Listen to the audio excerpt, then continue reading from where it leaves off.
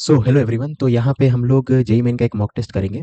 तो लेटेस्ट जो पैटर्न है जेई मेन पैटर्न, उस पे बेस्ड एक मॉक टेस्ट करने वाले हैं। और इस मॉक टेस्ट में of course JEE Main latest pattern के हिसाब से 25 क्वेश्चन होंगे इस मॉक टेस्ट में। इस मॉक टेस्ट का सिलेबस जो है वो फुल सिलेबस नहीं है, लेकिन वन फोर्थ सिलेबस है। वन फोर्थ कौन सा? तो class twelfth NCERT book one जो है फिजिक्स की, वो कंप्लीट बुक, यानी इलेक्ट्रिसिटी मैग्नेटिज्म से रिलेटेड हर चैप्टर जो है वो इस टेस्ट का सिलेबस है। तो आप अगर सीरियस एस्पिरेंट है तो पहले तो पीडीएफ डाउनलोड करो डिस्क्रिप्शन से, उसको अटेम्प्ट करो खुद से। 60 मिनट की टाइम लेना, उससे ज़्यादा नहीं। जितना 60 मिनट में, मतलब एक्चुअल में टेस्ट का जो इन्वायरमेंट होता है 60 मिनट लो 25 क्वेश्चन सॉल्व करने के लिए। जितना हो, जितना नहीं हो छोड़ दो, और फिर इस वीडियो को देखो सोल्यूशन के लिए, आंसर की के लिए। ठीक है, तो चलो हम लोग लेक्चर स्टार्ट करते हैं। तो यहाँ पे फर्स्ट क्वेश्चन है ये कि एक सॉलिड स्फीयर है जिसका रेडियस आर है और उसका चार्ज डिस्ट्रीब्यूशन क्यू है। और ठीक है, चलो ड्रॉ कर लेते हैं साथ में। तो एक सॉलिड स्फीयर है आपके पास, तो इसका रेडियस आपको बोल दिया आर है, तो रेडियस इसका आर है। ठीक है, ओके। आपको बोला गया है इसका चार्ज डेंसिटी जो है के टाइम्स आर की पावर ए है, जहाँ पे के और ए कॉन्स्टेंट्स है और आर है distance from centre, small R है। अब के और ए कांस्टेंट है, मतलब क्या है? डेंसिटी। चार्ज डेंसिटी जो है वो सिर्फ डिस्टेंस फ्रॉम सेंटर पे डिपेंड कर रहा है। और अगर चार्ज डेंसिटी किसी भी केस में सिर्फ डिस्टेंस फ्रॉम सेंटर पे डिपेंड करता है तो उसको हम लोग बोलते हैं स्फेरिकली सिमेट्रिक चार्ज डिस्ट्रीब्यूशन। ठीक है, एंगल वगैरह पे डिपेंड नहीं कर रहा है, बस सेंटर से कितनी दूरी पे है उस पर डिपेंड कर रहा है। तो स्फेरिकली सिमेट्रिक चार्ज डिस्ट्रीब्यूशन के लिए आप गॉस लॉ से इजीली प्रूव कर सकते हो कि जो इलेक्ट्रिक फील्ड की वैल्यू होती है वो होती है K times integration rho 4 pi R square D R का integration from zero to R divided by are square. ये आप स्फेरिकली सिमेट्रिक चार्ज डिस्ट्रीब्यूशन के लिए आप आराम से प्रूव कर सकते हो यूजिंग गॉस लॉ। ठीक है, जहाँ पे के जो होता है 1/4 पे एप्सिलॉन होता है। ठीक है, तो ये के और ये वाले के में कंफ्यूज मत होना। चलो, इसके को जब लिखूंगा तब इसको हटा दूंगा। अब जो इलेक्ट्रिक फील्ड बोला गया, दो जगह दिया गया, जैसे इसको पॉइंट को ए बोलते रहे, इस पॉइंट को बी बोलते रहे। ठीक है, तो पॉइंट ए जो है वो सेंटर से कितनी दूरी पे है? r/2। और पॉइंट बी जो है वो सेंटर से कितनी दूरी पे है? r पे है। तो आपको बोला गया electric field at point A is 8 times, sorry 1/8 times of electric field at point B. तो electric field at point B जो है वो 8 times of electric field at point A, यही आपको बोला गया है यहाँ पे। ठीक है, अब जब आप इलेक्ट्रिक फील्ड का यानी रेशियो लोगे तो 8:1 का आना चाहिए। तो electric field at B divided by electric field at A, ये 8:1 का होगा, है ना? तो अगर electric field at A distance R from centre, उसका एक्सप्रेशन मिल जाए तो अपना काम हो जाएगा। ठीक है, उस एक्सप्रेशन में एक बार पॉइंट बी के लिए आर की वैल्यू पुट कर देंगे जो कि आर है, और पॉइंट ए के लिए आर की वैल्यू पुट कर देंगे जो कि r/2 है। ठीक है, तो इस एक्सप्रेशन को सिंप्लीफाई करते हैं तो ये किसके प्रोपोर्शनल है देखते हैं। तो के तो कांस्टेंट है, 4 पाई कांस्टेंट है, रो जो है वो खुद के इंटू आर की पावर है, तो रो खुद, तो ये प्रोपोर्शनल हो जाएगा। बाकी जब कांस्टेंट इंटीग्रेशन से बाहर कर दो, रो जो होगा खुद आर की पावर ए के प्रोपोर्शनल है, तो आर की पावर 2 + a डी आर का इंटीग्रेशन। ठीक है, डिवाइडेड बाय आर स्क्वायर, है ना? अब इसको जब इंटीग्रेट करोगे, याद रखना 0 से आर तक लिमिट है, तो आर की power 3 + a divided by 3 + a, और यहाँ पे आर स्क्वायर। ठीक है, विच इज प्रोपोर्शनल टू, क्योंकि ए कांस्टेंट है, आर की पावर 2 गायब हो गया, 1 + a। ठीक है, तो electric field is proportional to R की पावर 1 + a। तो बी पॉइंट के लिए आर की वैल्यू कैपिटल आर यूज करना है, और पॉइंट ए के लिए आर की वैल्यू r/2 यूज करना है, क्योंकि प्रोपोर्शनल इसी तो निकाले ताकि बाकी सब चीज जो दोनों के लिए सेम है कैंसल आउट हो जाए। ठीक है, आप चाहे तो पूरा एक्सप्रेशन निकाल लो इक्वल टू करके, देखना बस रेलेवेंट क्वांटिटी यही बचेगा, बाकी सब कैंसल हो जाएगा। ठीक है, तो इसको अगर देखें तो ये तो 2 की पावर 1 + a, तो 2 की पावर 1 + 8 के बराबर है, 8 तो 2 की पावर 3 होता है, यानी a की वैल्यू हो जाएगी 2। ठीक है, ऑप्शन 2 यानी ऑप्शन ए, है ना? Okay, moving on next question में। तो पहले इस बोर्ड को क्लियर कर लेते हैं। The length of a magnet is large compare to its with and breath. Okay, the time period, तो length of a magnet is large, मतलब इसको आपको वन डायमेंशन मानना है। ठीक है ना, तो ये वन डायमेंशन मान लो, है ना?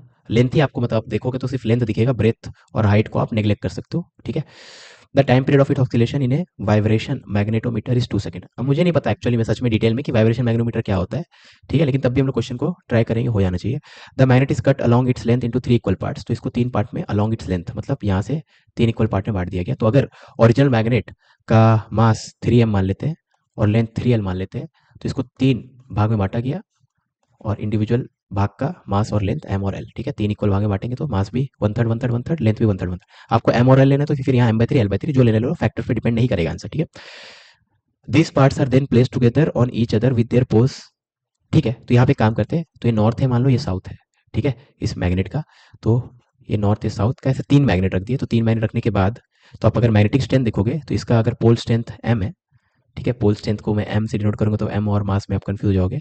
तो पोल स्ट्रेंथ अगर p बोले, ठीक है, तो यहाँ पे पोल स्ट्रेंथ क्या हो जाएगा 3p, क्योंकि आपने जब आप तोड़ते हो मैग्नेट को तो पोल स्ट्रेंथ कम नहीं होता, ऐसे तोड़ोगे तो। ठीक है, लेंथ के अलावा, तो बेसिकली जितना भी तोड़ोगे, यहाँ नॉर्थ होगा, यहाँ साउथ हो जाएगा, फिर नॉर्थ साउथ वैसे करके।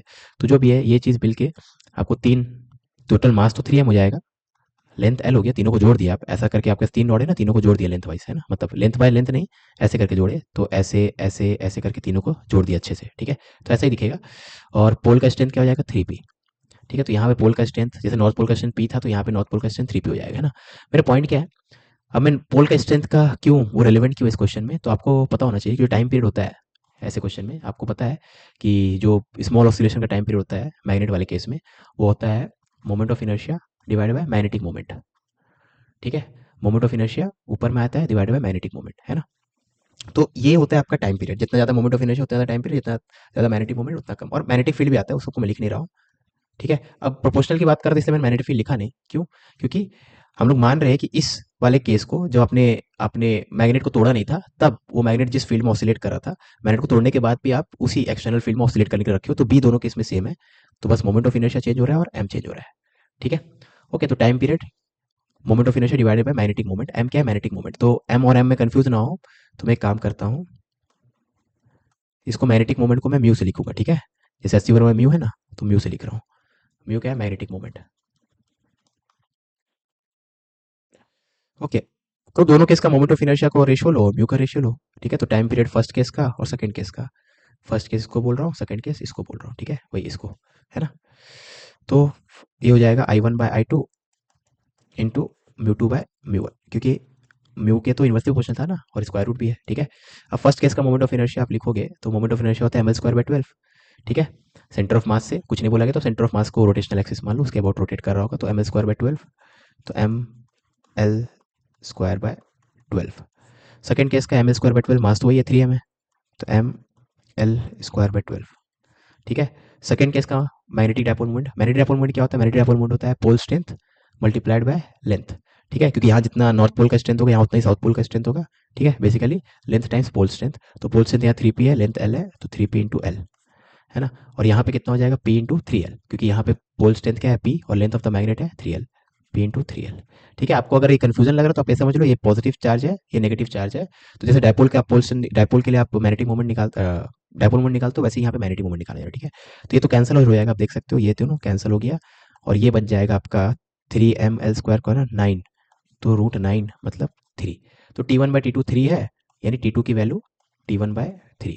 तो T1 था आपका 2 सेकेंड, तो 2/3 second, option B. All batteries are having EMF of 10 volt and internal resistance negligible, all resistors are in ohm, calculate the current in the right most 2 ohm. तो right most तो ये है, तो इसमें आपको करंट बताना है, ठीक है। तो हम एक काम करेंगे, यहाँ पे 3 बैटरीज जो है ना, तो इस ये 2 ओम को मान लेते हैं, एक सीरीज में है ये दोनों, ठीक है, एक के बाद एक है, तो हम लोग मान लेंगे पूरा का पूरा, जैसे ये वाला पोर्शन को अगर मैं ड्रॉ करूँ, तो आपके पास 10 वोल्ट का बैटरी है, और साथ में एक इसका ये रेजिस्टेंस मान लो, इंटरनल मान लो, कोई फर्क नहीं पड़ता, 4। ठीक है, तो ये कलर मुझे आंख में खुद चुभ रहा है, तो इसको मैं हटाता हूँ। तो बेसिकली मैं यहाँ पे क्या बोल रहा था, बेसिकली मैं यहाँ पे ये बोल रहा था कि ये तीनों बैटरीज को आप 3 पैरेलल बैटरी का कॉम्बिनेशन मान सकते हो। ठीक है, तो 3 पैरेलल है, तो ऊपर वाला बैटरी का ईएमएफ है 10, और इंटरनल रेजिस्टेंस आप 4 मान लो। ठीक है, बीच वाले बैटरी का भी 10 और 2, और लास्ट वाले बैटरी का 10 और 2, सबका पोलैरिटी देखो सेम एंड में जुड़ा हुआ है, तो इस एंड से पॉजिटिव पॉजिटिव पॉजिटिव। ठीक है, तो ऐसा आपको दिख रहा होगा, ये ऊपर वाला अगर मैं ड्रॉ करूँ, ठीक है, ये मतलब मैं थोड़ा अच्छा ड्रॉ कर रहा हूँ, ये लोग टेढ़ा मेरा दिया है ना, मैं ऐसा कर रहा हूँ। ठीक है, तो बेसिकली इन दोनों पॉइंट के बीच में आप इन तीनों बैटरी के बदले बस एक बैटरी से रिप्लेस कर सकते हैं इसको, है ना। तो एक बैटरी से आप रिप्लेस कर सकते हो। ठीक है, ओके, तो मैं इसको मिटा रहा हूँ, फिर से आंखों में बहुत लग रहा है, तो आप पीला से लिखेंगे भाई, पहले व्हाइट वाला पोर्शन में नहीं लिखेंगे, लेकिन ठीक है। तो जो इक्विवेलेंट बैटरी आता है पैरेलल कनेक्शन का, वो जाता है E1/R1, तो E1 इसको मान लेते हैं 10/4, आप किसी को भी मानो, फर्क नहीं पड़ता, प्लस E2/R2 10/2, प्लस E3/R3 10/2। ठीक है, मैटर नहीं करता रेशियो इस तरफ है कि इस तरफ है, किस तरफ मैटर नहीं करता, क्योंकि जब करंट फ्लो होगा इस ब्रांच में, तो जो करंट बैटरी से फ्लो होगा वही इन रेशियो से ही फ्लो होने वाला है। ठीक है, divided by 1/R1 plus 1/R2 plus 1/R3, इसको बोलते हैं इक्विवेलेंट। तो इक्विवेलेंट कितना हो जाएगा, 5 5 10, 10 प्लस 10/4, तो 50/4 आई गेस, है ना, और डिवाइडेड बाय 1 प्लस 1/4 5/4। तो इक्विवेलेंट ईएमएफ कितना आ गया, 10 वोल्ट का। ठीक है, इक्विवेलेंट रेजिस्टेंस निकाल लेते हैं, तो इक्विवेलेंट रेजिस्टेंस कैसे निकालते हैं, वही 1/4, वही जैसे पैरेलल का निकालते हो आप। ठीक है, तो 1/4 प्लस 1, तो 1 प्लस 5/4 यानी 4/5। तो इक्विवेलेंट रेजिस्टेंस इतना है, मतलब ये 3 बैटरी के बदले आप एक बैटरी लगाओ जिसका ईएमएफ इतना हो, इंटरनल रेजिस्टेंस इतना हो, ठीक है। भले ही क्वेश्चन में बोल दिया इन बैटरी का इंटरनल रेजिस्टेंस नहीं है, लेकिन आप इन रेजिस्टेंस को इनका इंटरनल मान लोगे तो फिर ये फॉर्मूला लगा सकोगे आसानी से, है ना। ओके, तो अब इस सर्किट को अगर रीड्रॉ करूँ मैं, तो इस पॉइंट से नेगेटिव कनेक्टर था, याद है इस पॉइंट से नेगेटिव सबका नेगेटिव था, इससे हमें प्लस प्लस आया, अदरवाइज साइन देख करना पड़ता। तो मैं बेसिकली इस पूरे पार्ट को मैं इस पॉइंट से नेगेटिव और फिर एक ये, ठीक है। तो ये है 10 वोल्ट और ये है 4/5 ओम। तो बस हो गया। और फिर नीचे 2, 10 और इधर 2 और इधर 10, ठीक है। बस यही तो है। अब आपको बोला गया था इसमें करंट कितना होगा, है ना। तो यहाँ पे आप देखोगे तो 10 10 और ये 10, तो ये दोनों 10 तो इस सेंस में भेजना चाहते हैं, ये वाला 10 देखो एंटी क्लॉक में भेजना चाहते हैं, ये भी एंटी क्लॉकवाइज, लेकिन ये क्लॉकवाइज। तो 2 तो 10 तो प्लस में लिखेंगे, एक माइनस में लिखेंगे, है ना। मैं एंटी क्लॉकवाइज जो भेजना चाहता हूँ उसको प्लस में लिख रहा हूँ, है ना। मान लेते करंट ऐसे फ्लो हो रहा है, ठीक है। तो इन दोनों 10 का करंट के अलॉन्ग कंट्रीब्यूशन है, तो प्लस में इसका उल्टा होगा, ठीक है। आप लूप लगाओगे बेसिकली वही बोल रहा हूँ, डिवाइड बाय टोटल रेजिस्टेंस, तो 0.5 0.8 2 2 4 और 0.8, तो 10/4.8, ठीक है। तो हमें ऐसा फॉर्म में चाहिए ना, तो 100/48, हाँ 4 25 4 12, तो 25/12 एम्पियर ऑप्शन इसे मैच कर रहा है, ठीक है। ओके, नेक्स्ट क्वेश्चन में चलते हैं। पिछला हो गया ना, फुल्ली चार्ज कैपेसिटर, तो फिर से इसको कलर को चेंज कर लेते हैं। तो fully charged capacitor C with initial charge Q naught is connected to a coil of self inductance L at t equal to 0. The time at which the energy is stored, ठीक है। तो charge full है, तो जो charge on the capacitor है वो as a function of time, तो कैसे लिखोगे, क्योंकि शुरू में फुल रखना है आपको, तो कॉस ओमेगा टी, या फुल का मतलब माइनस क्यू नॉट भी हो सकता है, ठीक है। तो या minus Q not cos omega T, तो इस फॉर्म का आ जाएगा। तो charge on the capacitor the function of time इतना हो गया। तो आपसे पूछा गया time eight which the energy is stored equally between the electric field and the magnetic field, ठीक है। अब एनर्जी स्टोर्ड जो है यहाँ पे, टोटल एनर्जी स्टोर्ड अगर आप देखोगे तो इसको मैं ई से नोट कर रहा हूँ। टोटल एनर्जी क्या होता है, टोटल एनर्जी होता है Q square by two C, maximum charge on the capacitor divide by Q square by two C, यही होता है ना, ठीक है। अब एनर्जी इक्वली इक्वली स्टोर होना है, इक्वली इक्वली स्टोर होना मतलब टोटल एनर्जी का आधा आपका कैपेसिटर में आ जाएगा, ठीक है। तो energy stored in electric field, तो energy stored in electric field जो होगा इसका आधा होगा, तो इसका आधा होगा मतलब क्या होगा। अब एनर्जी जो होता है कैपेसिटर में क्यू स्क्वायर बाय टू सी होता है, तो अगर एनर्जी को आधा करना है तो चार्ज को 1/√2 टाइम्स करना होगा, क्योंकि energy proportional to Q square होता है, ठीक है। तो एनर्जी को आधा करना है तो Q square by two C equal to Q not square by 4 C, क्योंकि ई की वैल्यू क्या है, ये तो कांस्टेंट रहेगा, ठीक है। Energy stored in electric field या कैपेसिटर चेंज होते रहेगा, तो 4 C equal to Q square by two C, तो यहाँ से क्यू की वैल्यू को क्या मिल रही है, Q not by √2, plus minus भी हो सकता है, माइनस भी हो सकता है, कोई वो बात नहीं है, ठीक है। अब बेसिकली चार्ज का वैल्यू आपको क्यू नॉट से चेंज करके क्यू नॉट बाय √2 करना है। अब है तो कॉस फंक्शन, कॉस साइन कुछ भी हो, जैसे लाइक ऐसा में कर देते वो करो, ठीक है। तो आप एक डायग्राम बना दो सर्कल वाला, आपको पता है बहुत लोग को ऐसा पता होगा, डायरेक्टली आपको पता चल गया होगा, π/4 होना चाहिए, तब भी मैं दिखाता हूँ कि π/4 सर्कल किधर आएगा। हाँ, तो ये ठीक है। तो ऐसा में क्या करते थे, A equal to A naught cos omega T, मतलब एम्पलीट्यूड को ए से, मतलब पोजीशन को ए से a/√2 चेंज होने में कितना टाइम लगेगा, वैसे ही क्वेश्चन है ये, ठीक है। क्योंकि मैथमेटिकल फॉर्म सेम है तो टाइम तो सेम लगेगा ना, इक्वेशन अगर सेम है तो टाइम तो सेम लगेगा, ठीक है। तो इसमें देखो आप, तो यहाँ पे मैं कलर चूज करता हूँ इसका, तो मान लो मैं व्हाइट चूज कर रहा हूँ, ठीक है। तो शुरू में आपका चार्ज कितना चाहिए, इतना, है ना। कुछ देर के बाद ये वही फेजर है, जब भी omega T cos omega T या साइन ओमेगा टी मान होगे तो फेजर मान के क्वेश्चन को कर सकते हो, ठीक है, फेजर डायग्राम से। तो कितना एंगल कवर करेगा ये, ताकि पहले ये इतना था 1/√2 टाइम्स हो जाए, तो आप चाहते हो 1/√2 टाइम्स हो, तो एंगल कितना होना चाहिए, π/4, तभी तो 1/√2 होगा। तो इसको आप बोलोगे क्यू नॉट, तो इसको बोलोगे क्यू नॉट बाय √2, ठीक है। इस क्यू नॉट है तो ये क्यू नॉट बाय √2, तो क्यू नॉट बाय √2 होने के लिए कितना एंगल कवर करना पड़ेगा, π/4। अब ओमेगा से घूम रही है चीज, तो π/4 कवर करने में कितना टाइम लगेगा, टाइम निकलेगा angle divided by time taken, ठीक है। कांस्टेंट एंगुलर स्पीड होता है ना ये सब केसेस में, तभी तो cos omega T sine omega T ऐसा फंक्शन आता है। तो टाइम टेकन हो जाएगा π/4 ओमेगा, तो π/4 ओमेगा, तो आपको पता होना चाहिए ओमेगा की वैल्यू, इसके लिए एल सी ऑसिलेशन के लिए ओमेगा होता है √1/LC, तो ओमेगा हो जाएगा √1/LC, तो इतना, तो π/4 LC का अंडर रूट, यानी ऑप्शन ए, ठीक है। Okay, moving on, question number 5 में, a uniform electric field E exists along positive x-axis. The work done in moving a charge 0.5 coulomb through a distance of 2 meter along a direction making angle 60 degree with इतना, ठीक है। Okay, तो work done बोल दिया गया है, magnitude of electric field, ठीक है। तो आपको पता है यूनिफॉर्म इलेक्ट्रिक फील्ड है, तो वर्क डन हो जाएगा, इंक चेंज, यूनिफॉर्म इलेक्ट्रिक फील्ड है तो वर्क डन हो जाएगा एफ एस कॉस थीटा, है ना। यूनिफॉर्म फोर्स के लिए, मतलब कांस्टेंट फोर्स के लिए ऐसा रखते हैं। अब फोर्स हो जाएगा क्योंकि इलेक्ट्रिक फील्ड है तो क्यू इंटू ई, फोर्स का मैग्नीट्यूड क्यू इंटू ई, डिस्प्लेसमेंट जो है वो है 2 मीटर का 60 डिग्री एंगल पे, तो डिस्प्लेसमेंट है 2 मीटर का 60 डिग्री एंगल पे। ठीक है, तो बेसिकली इलेक्ट्रिक फील्ड ऐसा है, डिस्प्लेसमेंट ऐसा है 60 डिग्री एंगल पे। तो आप दोनों का डॉट प्रोडक्ट करो, अब इलेक्ट्रिक फील्ड इस तरफ है तो फोर्स भी तो इस तरफ होगा ना, क्यू इंटू ई। ठीक है, तो ये हो जाएगा क्यू इंटू ई कॉस 60, क्योंकि हाफ होता है तो वर्क डन इतना है, तो इलेक्ट्रिक फील्ड पूछेगा तो हो जाएगा वर्क बाय क्यू। वर्क का वैल्यू है 10 जूल, क्यू का वैल्यू है 0.5, तो ये जाएगा 20। ठीक है, ऑप्शन डी है ना। Okay, moving on, next question, question number 6 में आपको बोला गया है अ lamp emits monochromatic green light uniformly in all direction. The lamp is 3% efficient in converting electrical power to electromagnetic waves. ठीक है, तो बेसिकली देखो लैंप में इनपुट जो हो रहा है पावर मतलब इलेक्ट्रिसिटी इलेक्ट्रिकल पावर के फॉर्म में इनपुट हो रहा है, और आउटपुट जो हो रहा है लाइट के फॉर्म में इलेक्ट्रोमैग्नेटिक वेव के फॉर्म में दे रहा है। ठीक है, अब जो इनपुट है वो है देखो कंज्यूम्स इतना पावर, यानी इलेक्ट्रिकल पावर कंज्यूम करे इतना, लेकिन आउटपुट कितना देगा इसका 3%, यानी 3 वाट। यानी जो आपका लाइट निकल रहा है बाहर, लाइट जो बाहर निकल रहा है वो तो 3 वाट का ही निकल रहा है, जो लाइट बाहर निकल रहा है उसका पावर जो हो रहा है वो 3 वाट का हो रहा है। ठीक है, 100 वाट का तो इलेक्ट्रिकल पावर है, उसका 3% इलेक्ट्रोमैग्नेटिक वेव में कन्वर्ट कर पा रहा है ये डिवाइस लैंप। ठीक है, the amplitude of electric field associated with the electromagnetic radiation at distance of 5 metre. ठीक है, तो ऐसे क्वेश्चन में आप मान लोगे ये जो लैंप है पॉइंट सोर्स है, तो पॉइंट सोर्स है अगर ये, तो आपको पता है पॉइंट सोर्स के लिए ये अगर आर रेडियस का एक स्फीयर बनाते centre at the point source. ठीक है, तो यहाँ से जो लाइट है वो इक्वली हर दिशा में निकल रही है, बराबर बराबर, कहीं कम कहीं ज़्यादा नहीं। ठीक है ना, तो जो लाइट का पावर है वो इक्वली डिस्ट्रीब्यूट हो रहा है over sphere of radius R, तो इंटेंसिटी होता है, तो जो भी यहाँ पे एनर्जी क्रॉस कर रहा होगा, इमेजिन करो लाइट के फोटॉन्स को तो इस स्फीयर के सरफेस को परपेंडिकुलरली क्रॉस करते हुए जा रहे थे। ठीक है, तो जो इंटेंसिटी होता है वो होता है पावर डिवाइडेड बाय एरिया, है ना, और ये नॉर्मल वाला एरिया ही है, तो एरिया कितना हो जाएगा इसका 4πr²। ठीक है, तो इंटेंसिटी होता है power divided by normal area, ये परपेंडिकुलर एरिया 4πr²। तो बस अब पावर का वैल्यू 3 वाट रखना है, तो आपने पूछा intensity of, okay intense amplitude पूछा है, ओके इंटेंसिटी निकाल लेंगे, और इंटेंसिटी को हम लोग इलेक्ट्रिक फील्ड पूछा है ना, तो इंटेंसिटी हो जाएगा यू इंटू सी। ठीक है, तो इंटेंसिटी को यू मतलब एनर्जी डेंसिटी, तो यू इंटू सी। ठीक है, amplitude of the electric field. हाँ, अब जो यू होता है वो होता है 1/4 होता है ना आई गेस, नहीं 1/2 ही होता है।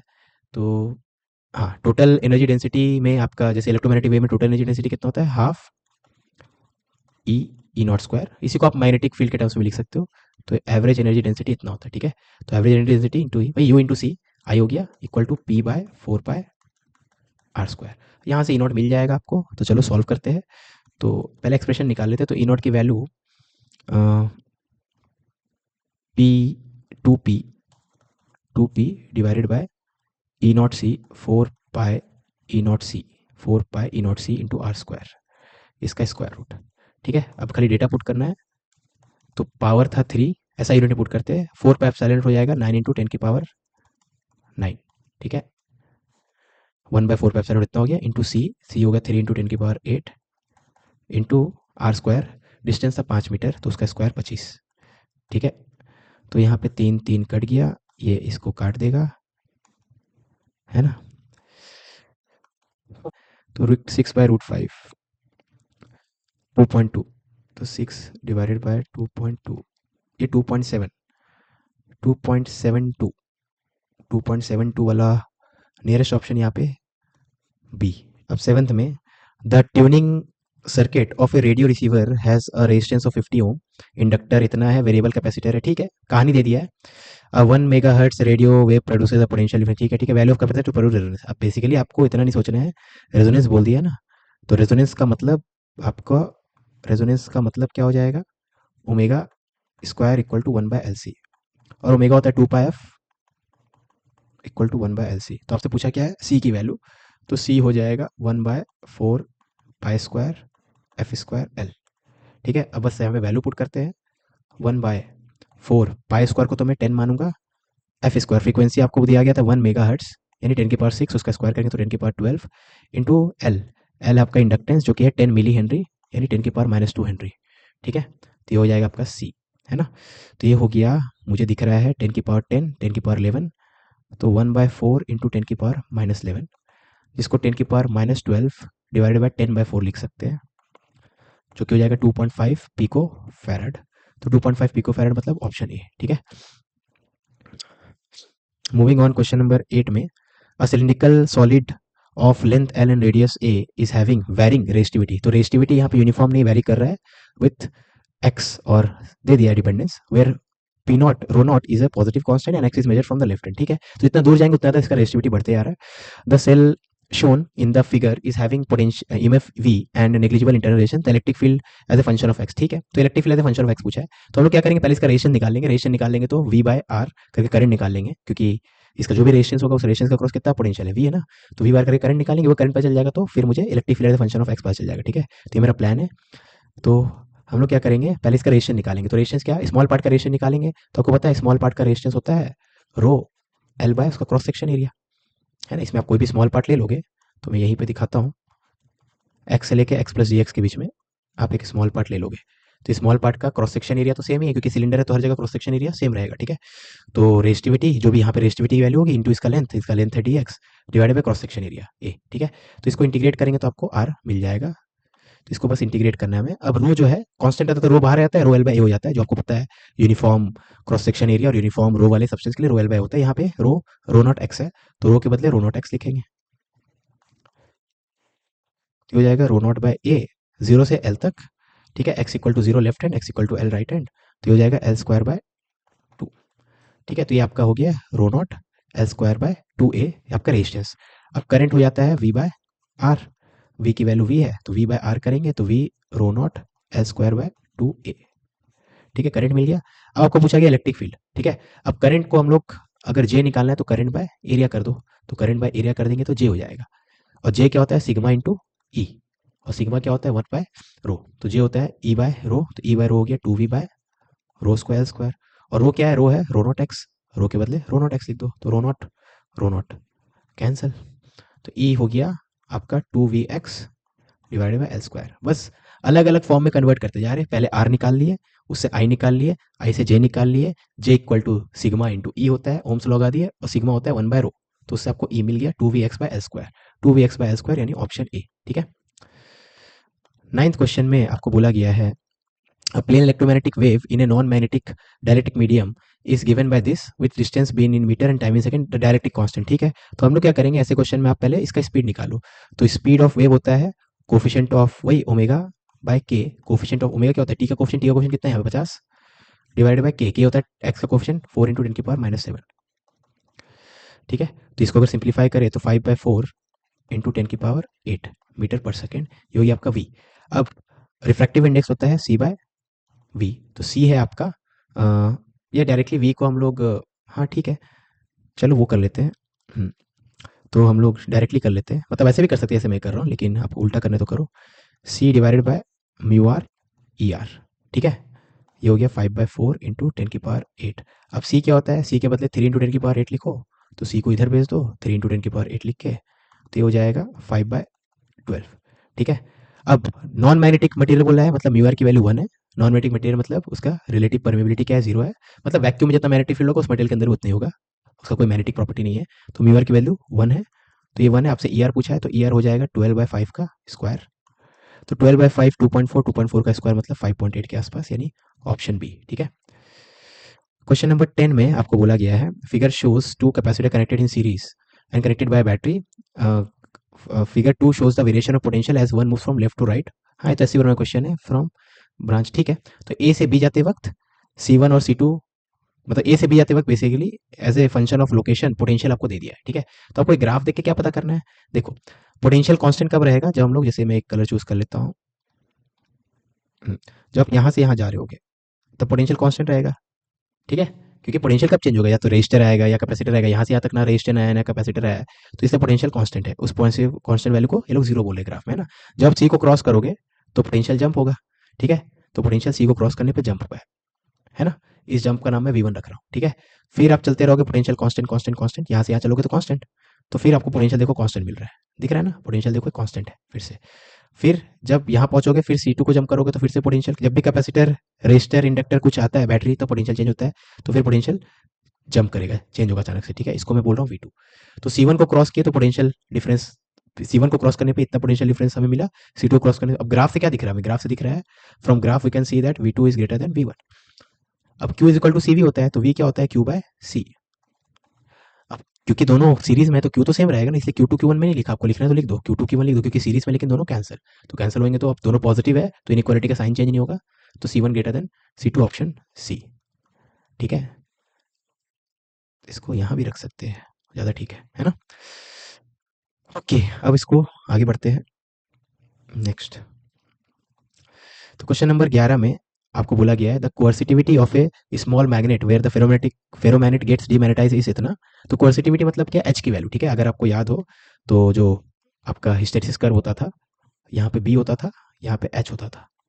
ठीक है, तो जो हिस्टेरिसिस कर्व होता था आपका, मैं अभी ऊपर ऊपर मोटा मोटी बना रहा हूँ, है ना, थोड़ा ज़्यादा ही मोटा मोटी बना दिया, जो भी है, इस वैल्यू को आपको कोर्सिटिविटी बोलते थे। ठीक है, ये वाला वैल्यू क्या होता था, कोर्सिटिविटी, तो गलत बनाया मैंने, लेकिन इस वाले वैल्यू को जो भी है, तो ये क्या है, एच ही है ना, तो आपको एच का वैल्यू दिया गया, बस वो दिखाना चाहता हूँ। ठीक है, तो एच का वैल्यू आपको दे दिया गया 3 × 10⁻³ अब current required to be pass through a solenoid जिसका लेंथ दिया हुआ है, नंबर ऑफ टर्न्स दिया हुआ है, so that the magnet gets demagnetize. ठीक है, तो मैग्नेट डीमैग्नेटाइज मतलब क्या, मैग्नेटिक फील्ड जीरो करना है, तो जीरो करना है मतलब यही एच की वैल्यू इतना होने के लिए, एच की वैल्यू इतना होने के लिए करंट कितना होगा। ठीक है, अब एच होता है बी बाय म्यू नॉट, और सोलेनोइड की बात करें तो सोलेनोइड के अंदर मैग्नेटिक फील्ड कितना होता है, म्यू नॉट एन आई, तो म्यू नॉट तो कैंसिल, तो एच की वैल्यू एन आई है।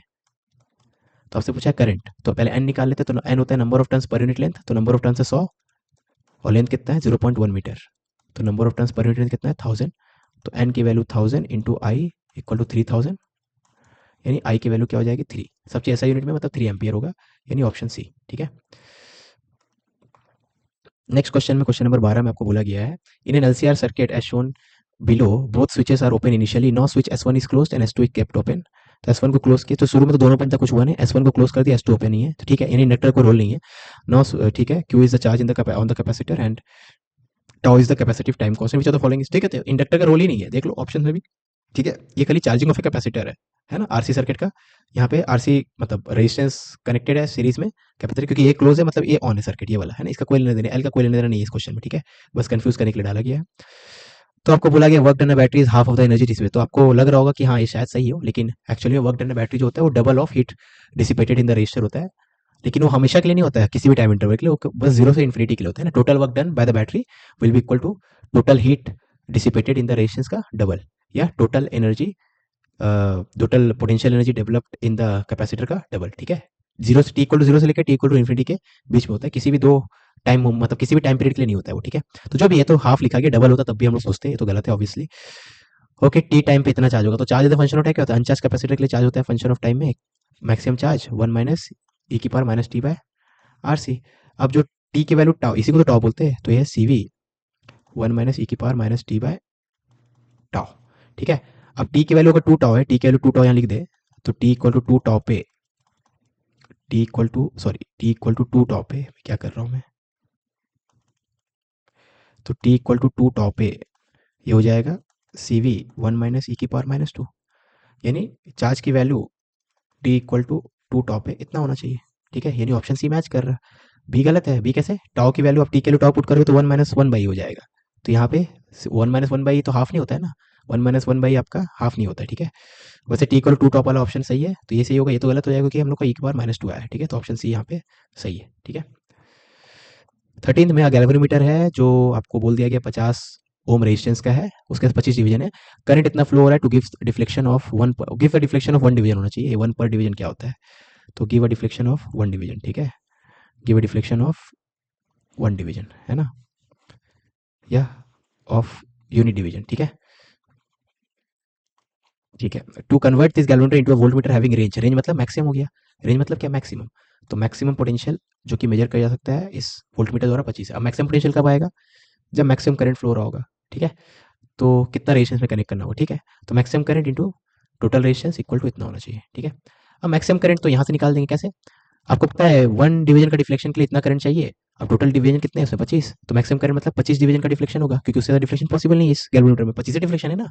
ठीक है, तो 25 डिवीजन है ना, तो 25 डिवीजन के से ज़्यादा डिफ्लेक्शन तो हो नहीं सकता, तो मैक्सिमम करंट जो होगा वो हो जाएगा आपका इंक चेंज, तो मैक्सिमम करंट, जब इतना करंट फ्लो हो रहा है तो एक डिवीजन का डिफ्लेक्शन हो रहा है, तो 25 डिवीजन का डिफ्लेक्शन के लिए इतना करंट फ्लो करवाना होगा, है ना, deflection proportional to current flowing. ठीक है, तो आई मैक्स हो गया इतना, डिफ्लेक्शन फॉर 1 डिवीजन का मतलब current for required for 1 division का deflection into total number of division present. ठीक है, वन डिवीजन का deflection into total number of division present, तो ये हो गया आई मैक्स इंटू जो भी रेजिस्टेंस ऑफ वोल्ट मीटर होगा इंटू इज इक्वल टू 25। ठीक है, तो यहाँ से आर की वैल्यू आ गई 10⁴/4 यानी 2500। तो रेजिस्टेंस ऑफ ये क्या है, volt meter, resistance of volt meter कितना है 2500। ठीक है, अब वोल्ट मीटर बनाने के लिए क्या करते हैं, वोल्ट मीटर का जो कंस्ट्रक्शन होता है वो गैल्वेनोमीटर के सीरीज में कुछ रेजिस्टेंस जोड़ते हैं। तो गैल्वेनोमीटर के सीरीज में अगर आर रेजिस्टेंस जोड़ेंगे तो वोल्ट मीटर हो जाएगा। तो ये तो सीरीज में होगा ना, तो गैल्वेनोमीटर का जो कॉइल है उसके साथ सीरीज में कुछ रेजिस्टेंस जोड़ेंगे तो वोल्ट मीटर मिल जाएगा। ठीक है, अब गैल्वेनोमीटर का रेजिस्टेंस है 50, तो 50 प्लस आर 2500 है, तो 2450 हो जाएगा, आर की वैल्यू 2450, यानी ऑप्शन ए। ठीक है, 2450 है ना। 14th में आपको बोला गया है, ये तो बहुत बड़ा क्वेश्चन है, इसको थोड़ा, वाह ऐसे भी हो सकता है, ये अच्छा है, बेस्ट है। तो ऐसे कर लिए, this question has two statement और द फोर, ठीक है। An insulating solid sphere of radius R has a uniformly positive charge density rho. As a result of this charge uniform charge distribution, there is a finite value of electric potential at the center of the sphere at the surface। ठीक है, तो uniformly charge जो भी है sphere है उसके centre पे कुछ ना कुछ पोटेंशियल होगा, सरफेस पे होगा, आउटसाइड होगा, तो इलेक्ट्रिक पोटेंशियल एट इन्फिनिटी 0 है। ठीक है, तो रेफरेंस पॉइंट बोल दिया, वही हम लोग मान के ही फॉर्मूला डिराइव करते हैं। When a charge Q is taken from the centre to the surface its potential energy changes by. ठीक है, तो आपको पोटेंशियल एनर्जी का चेंज का फॉर्मूला पता होना चाहिए। तो पोटेंशियल एनर्जी का चेंज का फॉर्मूला होता है, किसी चार्ज को मूव करते वक्त पोटेंशियल एनर्जी का चेंज होता है, चार्ज जिसको मूव किया जा रहा है उसका वैल्यू इंटू पोटेंशियल डिफरेंस जिसके थ्रू उसको मूव किया जा रहा है। ठीक है, अब चार्ज को मूव किया गया है from centre to the surface, तो फाइनल पॉइंट है सरफेस, इनिशियल पॉइंट है सेंटर, तो potential at surface minus potential at centre. ठीक है, अब पोटेंशियल सरफेस होता है के क्यू बाय आर और पोटेंशियल सेंटर होता है यूनिफॉर्मली चार्ज सॉलिड स्फीयर के लिए, तो ये तो नेगेटिव आ जाएगा ना, तो ये -1/2 हो गया, तो minus K Q by 2r into Q. तो डेल्टा यू तो नेगेटिव आ रहा है और यहाँ पे डेल्टा यू पॉजिटिव दिया हुआ है। ठीक है, जो भी इसको आप रो वगैरह में कन्वर्ट कर लोगे तो ये तो नहीं क्यू नेगेटिव, क्यू पॉजिटिव है तो रो नेगेटिव आ जाएगा, तो है तो ये पॉजिटिव है ना, मतलब साइन वाइज बोल रहा हूँ, अगर क्यू और रो पॉजिटिव होगा तो ये पॉजिटिव है, लेकिन यहाँ पे क्यू और कैपिटल क्यू अगर रो पॉजिटिव मान लिया आप तो कैपिटल क्यू भी पॉजिटिव हो जाएगा, तो ये तो नेगेटिव हो गया, बेसिकली दोनों का रेशियो नेगेटिव आएगा, है ना। तो ये यानी आपका इनकरेक्ट है, क्योंकि मेरा आंसर आ रहा है नेगेटिव, इनका आंसर आ रहा है पॉजिटिव, तो पक्की बात है इनकरेक्ट। ठीक है, द इलेक्ट्रिक फील्ड, आप चाहो तो इसको रो में कन्वर्ट कर सकते हो, है ना, रो को में कन्वर्ट करना है तो रो हो जाएगा total charge by total volume. ठीक है, इससे कन्वर्ट कर लो तब भी साइन चेंज नहीं होने वाला है ना। Second statement, the electric field at a distance R less than R from the centre of the sphere, हाँ ये तो होता ही है। ठीक है, तो इलेक्ट्रिक फील्ड होता है, आपको अगर ये फॉर्म नहीं पता किसी को तो के Q x by are cube होता है। अब क्यू को आप लिख दो यहाँ से, क्यू हो जाएगा रो इंटू दिस, क्यू हो जाएगा rho into 4/3 by are cube. ठीक है, क्यू हो गया into x divided by are cube. तो देखो आर क्यूब कैंसिल, और के को 1/4 पाई एप्सिलॉन नॉट लिख दो, के को 1/4 पाई एप्सिलॉन नॉट लिखो, तो के को काट दो, तो अब देखोगे तो 4 पाई कट गया, तो आपके बचेगा रो एक्स बाय 3 एप्सिलॉन नॉट। तो रो एक्स बाय 3 एप्सिलॉन नॉट, मैं डिस्टेंस फ्रॉम सेंटर को एक्स ले रहा हूँ, इन लोगों ने स्मॉल आर लिया। ठीक है, तो स्टेटमेंट 2 सही है, स्टेटमेंट 1 गलत है, तो स्टेटमेंट 1 गलत है, स्टेटमेंट 2 सही है, मतलब ऑप्शन सी हो गया। ठीक है, okay, next, a parallel plate capacitor is made of two plates of length L with W separated by distance D, a direct slab that fits exactly between the plates, यानी इसका thickness भी D के बराबर है। Okay, और वो with वाला part उसके बराबर होगा W के बराबर। ठीक है, ओके, बस लेंथ वाइज दोनों फर्क है, बाकी ठीक है। तो फोर्स का एक्सप्रेशन भी दे दिया। ठीक है, सिलेबस का पार्ट नहीं इसलिए फोर्स का एक्सप्रेशन दे दिया है, तो बेसिकली आपको ये निकालना है। ठीक है, और आपको बोलते हैं चार्ज ऑन द कैपेसिटर क्यों है, अब चार्ज चेंज नहीं हो रहा है, इसका मतलब चार्ज कांस्टेंट है, तो आपको कैपेसिटर का ये वाला फॉर्मूला यूज करना चाहिए, क्योंकि ये डिफरेंशिएट करना आसान होगा। आप half c v square use करेंगे तो सी भी चेंज हो रहा होगा, वी भी चेंज हो रहा होगा, है ना। ठीक है, तो यहाँ पे हम लोग क्वेश्चन ने बोल दिया charge on the capacitor is Q, मतलब चार्ज तो क्यू ही रहने वाला है, यानी कांस्टेंट रहने वाला है, तो हम लोग इसको यूज करेंगे। ठीक है, तो आपका फोर्स का एक्सप्रेशन है d u by d x.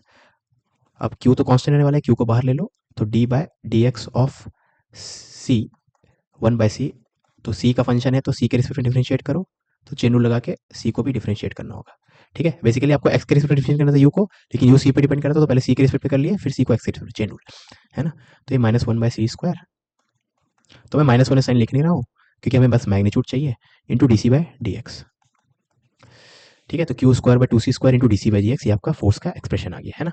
अब d C by D x पता करना होगा, उसके लिए capacitance as a function of x पता होना चाहिए। तो यहाँ पे आपके पास जो कैपेसिटर दिया हुआ है, एक्स लेंथ में घुसा हुआ है आपका डायलैक्ट्रिक। ठीक है, तो एक्स लेंथ में तो डायलैक्ट्रिक घुसा हुआ है, तो कितने लेंथ में डायलैक्ट्रिक नहीं है, L-x।